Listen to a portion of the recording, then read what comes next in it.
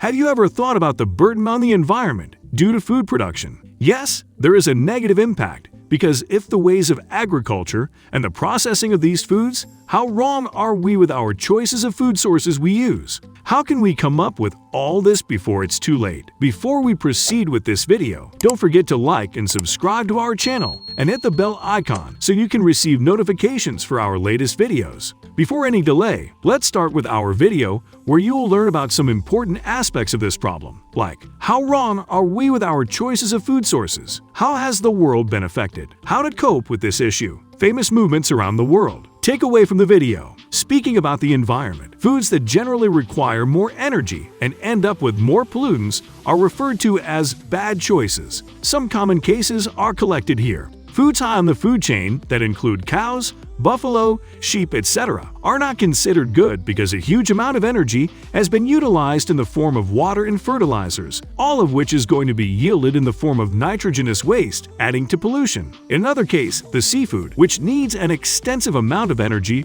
before it can be brought to the market. In the same way, highly processed foods or imported foods both are not proving good for their environmental effects. How has the world been affected? The shocking part is that the multi-million-dollar industries engaged in all of this are making the efforts to raise awareness and fix it even more challenging. As a global community, we have already fallen into these food-related environmental challenges over time. Here are discussed and described some of the most pressing problems with which we are still trailing behind, such as the constant cultivation of the same food. The cultivation of the same crops over and over again is a non-productive and expensive method of cultivation because they can be effectively cultivated on huge farms. Corn and soy are highly valued, but monoculture, or growing only one crop year after year, makes the soil less healthy and makes farmers use more pesticides and fertilizer. Effects of pesticides and fertilizers. It is well known how pesticides and fertilizers affect both the natural animals all around us. The Gulf of Mexico's dead zone, which cannot support fish or other species, has expanded to approximately the size of New Jersey.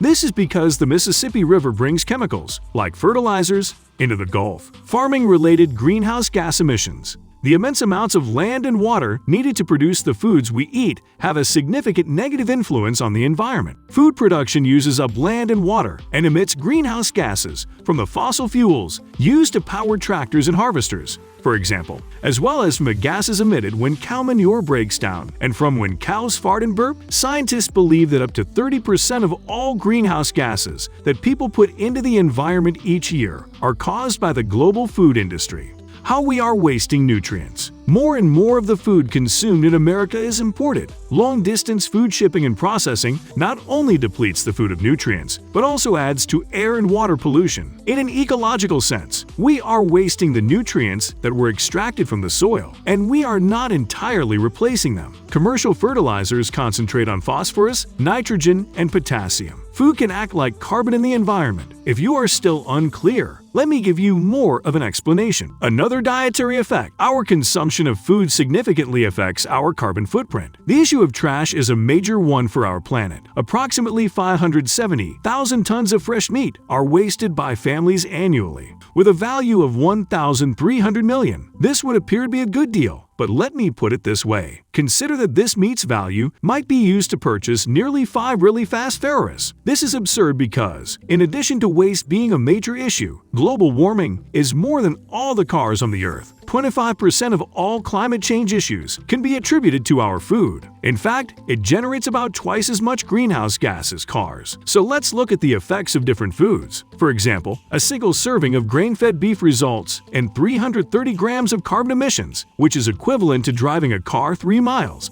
However, if you choose chicken instead of beef, the number drops to 52 grams, and if you switch to fish, the number drops even further to 40 grams. You only release 14 grams of carbon into the atmosphere if you substitute 2 vegetables, and only 2 grams if you totally swap beef or lentils. At this point, you may be asking why bee has such a positive impact on the environment. Net impact on the environment. Livestock, like transportation, accounts for 14.5% of annual global greenhouse gas emissions. emissions. This may seem low, but it is roughly equal to all the cars, trucks, planes, and trains put together. The main reason for this is that animals like cows are particularly polluting because the methane they produce is 25 times more potent than carbon dioxide. It also requires a lot of land fertilizer and about 1 billion tons of green to feed them all. With that green, you could feed all of humanity. It's impossible. How can you live without me? I don't want to be brass. You may not know it, but there are many vegetarian and vegan options and substitutions. Let's imagine, for instance, that despite your preference for chicken pizza, you wish to purchase a regular cheese pizza. It has an impact. Doctors are telling us that we're eating about twice as much meat as we actually need for a healthy diet, so we really have a big impact on the environment. Maybe next time we can think about what you put on your plate and how you can reduce your carbon footprint, even by substituting a couple of portions of meat. However, this goal means taking about 1 billion cars off the road. Takeaway points from our video: understanding how our food choices impact the environment and our health is a smart place to start. If we followed sound advice for a balanced diet, the bulk of us would tremendously benefit from better health and environmental sustainability. You may want to cut back on your consumption of meat and dairy, especially beef, and switch to other protein sources like beans, fish,